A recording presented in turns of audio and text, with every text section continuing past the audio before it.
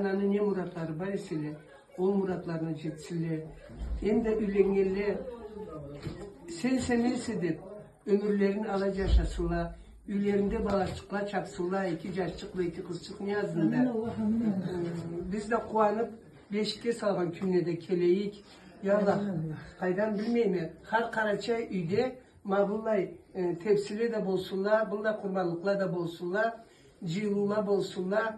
Kızla yaşla zamanda ergebar kız zamanda ülenigiz yaşla. Zaman alaydı emili geçe raket açı uçup paradı.